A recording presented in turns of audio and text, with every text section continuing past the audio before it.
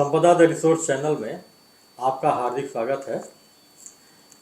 इस समय हम अप्रैल माह में जो मुख्य खेतीबाड़ी के काम किए जाने हैं उस पर चर्चा करने जा रहे हैं।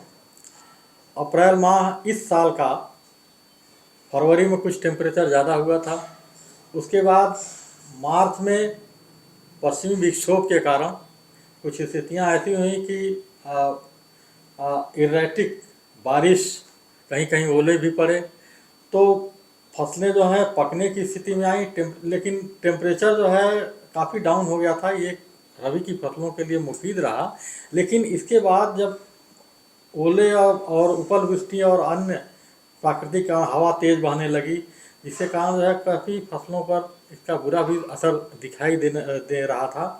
तो अब जो है कुछ फसलें अब पकने की स्थिति में, हार्वेस्टिंग भी शुरू हो रही है। हमारे साथ हैं उत्तर प्रदेश के पूर्व निदेशक कृषि डॉक्टर MP उपाध्याय सर।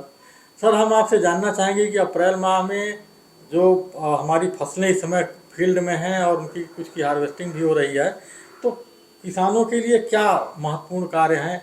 इन सारी मौसम की विपरीत स्थितियों को देखते हुए कृपया बताने का कष्ट करें।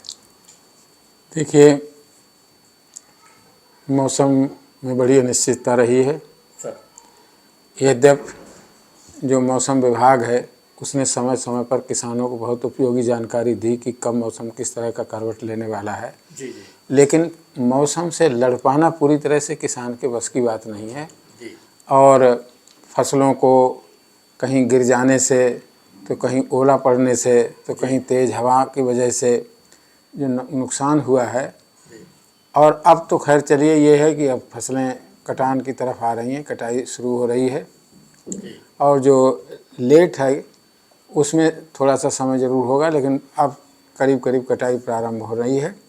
अब देखने की बात इस समय ये है कि किसानों को सबसे ज़्यादा जो मुख्य फसल गेहूं की है, उसमें इस बारे में सतर्क रहना है कि जो गेहूं बीज के लिए रखना है, उसमें कटाई करने से पहले उसमें से खरपतवार और अन्य प्रजातियों के बालें और वो सब निकाल दें, ताकि जब उससे बीज तैयार करें तो बीज शुद्ध हो। यानी साफ सफाई का जी ध्यान जी, रखें। उसमें से हाँ, वहीं खेत में ही अन्य फसलों के पौधे निकाल दें। उस गेहूं के भी जो अन्य प्रजातियों के बाल अलग दिखाई देते हैं उनको भी निकाल दें, ताकि उनको अच्छी क्वालिटी का बीज फ्रेश मिले। एकदम जो है शुद्ध बीज रहे। और बीज के लिए ऐसा लें, ऐसे खेत का बीज के लिए गेहूं लें जो कि वर्षा से न प्रभावित हुआ हो तो बहुत अच्छा है, और अगर हुआ हुआ तो कम से कम प्रभावित हुआ हो। क्योंकि ज़्यादा प्रभावित, गिरा हुआ, पानी भर गया, दाने प्रभावित हो गए, ऐसे उसका बीज जो है, यानी स्वस्थ बीज, हाँ, स्वस्थ बीज लेने के लिए जी करें। अच्छा, अब चना, मटर, मसूर की कटाई तो हम समझते हैं कि कुछ हो रही होगी, बची भी होगी, नहीं बची नहीं होगी अब, हालांकि बहुत लेट होगी तो किसी की होगी, नहीं तो कटाई इनकी अब हो रही है। इनमें ये ध्यान रखें कि इनको अच्छी तरह से काट के और सुखा करके जब ये देख लें कि 9% नमी हो, तभी जो है इनको भंडारण करें। अच्छी तरह सूख, हाँ, अच्छी तरह से सुखा के, नहीं तो जो है अगर नमी ज़्यादा रह गई तो घुन लग करके बाद में खराब हो जाता है। गेहूं के साथ भी कहते हैं जब कट किया हाँ, तब जो है उसको भंडारित नहीं, करना चाहिए। ऐसा है कि दलहन में जो है वो 9-10% मॉइस्चर हो, जी। और गेहूं में 11-12% मॉइस्चर पे भी भंडारण ठीक से हो जाता है। जी। अच्छा, अब कुछ लोग सूरजमुखी भी करते हैं। अब इस समय होगी तो उसमें वो जो फुदके वगैरह लगते हैं, तो इसके लिए ये है कि भाई फास्फोमिडान का छिड़काव 200-250 ml को 600 से 800 लीटर पानी में मिला करके छिड़काव कर दें, तो इससे वो नियंत्रित हो जाएंगे। जी। अच्छा, उड़द मूंग की बुवाई का समय तो अब निकल गया है, लेकिन कुछ लोग ये है कि 7, 8, 10, ज़्यादा से ज़्यादा 10 अप्रैल तक मूंग की बुवाई कर देते हैं। जी। तो कुछ लोग जो है जैसे गन्ने के 2 लाइनों के बीच में 2 लाइनें कम से कम मूंग की बुवाई कर सकते हैं। और ख़ास तौर से जो पश्चिमी क्षेत्र है जिधर वर्षा कम देर से आती है, उनके लिए तो जैसे एटा, मैनपुरी, उनमें तो गेहूं काट के मूंग की खेती करते ही हैं। लेकिन पूरब में थोड़ा सा ये बरसात अगर जल्दी आ जाती है तो कभी कभी बाद में लेट होने पे कुछ मिल नहीं पाता है। हाँ, फसलों में नुकसान बहुत हो जाता है। और सर मैंने कल जो है हम गए थे, गोंडा में गए थे, तो वहाँ देखा हमने कि काफ़ी जो है उड़द की फसल बहुत अच्छी थी और उसमें खरपतवार का जो है वो निराई आदि हो रही थी। तो ये खरपतवार हाँ जो है, देखिए, अब सवाल ये है कि वैसे तो खरपतवार नियंत्रण के लिए रसायन हैं जी और जिनमें जहाँ ज़्यादा इस तरह की प्रॉब्लम होती है तो रसायनों का इस्तेमाल करते हैं, तो वो जो है जमाव से पहले जो नियंत्रित किया जाता है। लेकिन अब तो जब फसल खड़ी है, जम आई है, तो अब तो निराई गुड़ाई करके ही खरपतवारों को नियंत्रित करें। जी और अगर उसमें थ्रिप्स वगैरह ये सब लग रहे हैं तो इनका भी नियंत्रण रसायन से कर लें।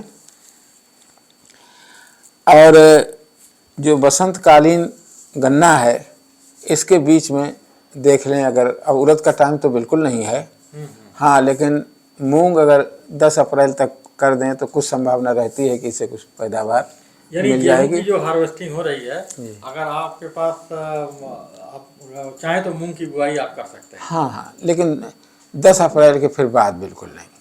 बिल्कुल ठीक बात है। अच्छा, इसमें जो है अब जैसे चारे की फसल है तो अब बरसीम में जिसमें बीज उज लेना है तो थोड़ा हल्की सिंचाई करिए और उससे वो करना है।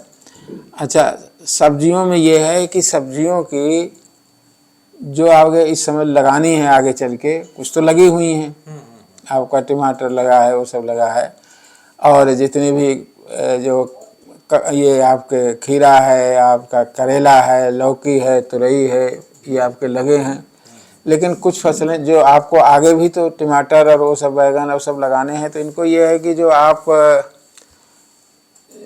जो लो टनल पॉली हाउस होते हैं जी जी जी उनमें आप नर्सरी तैयार करेंगे तो आपको बड़ी अच्छी नर्सरी तैयार हो जाएगी और आगे की उसके लिए आप समय से उनकी रोपाई करके फ़ायदा ले सकते हैं।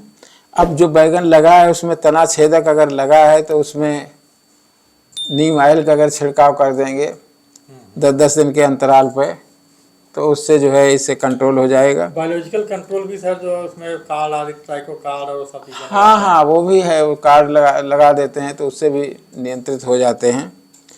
और लहसुन प्याज जो है इनका तो यही समय है, इनकी खुदाई कर लें और अच्छी तरीके से करके। हार्वेस्टिंग की जो है जो बाकी है वो लहसुन प्याज जो भी है इनकी हाँ, लेकिन लहसुन प्याज की जब आप खुदाई करें तो उस पर यह ध्यान रखें कि इसके जब खुदाई करना है तो फिर 10-12 दिन पहले से उसमें पानी ना दें। हाँ, ये तो आप ठीक कह रहे हैं। तो वो ज़्यादा ठीक रहेगा।